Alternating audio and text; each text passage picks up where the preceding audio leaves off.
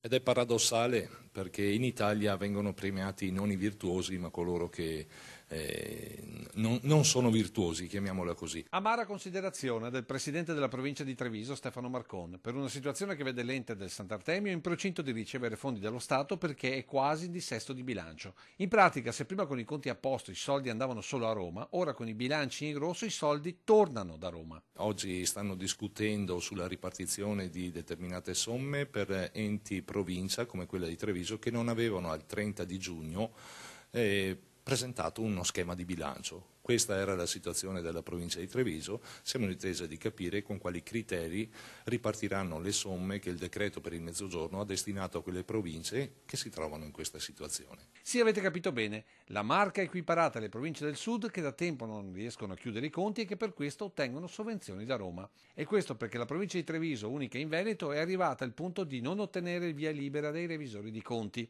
Una situazione di imbarazzo per un ente che fino all'ultimo ha cercato di stare alle regole imposte dallo Stato e che, non rispettandole più, paradossalmente viene premiata. Insomma, a non essere virtuosi si è premiati.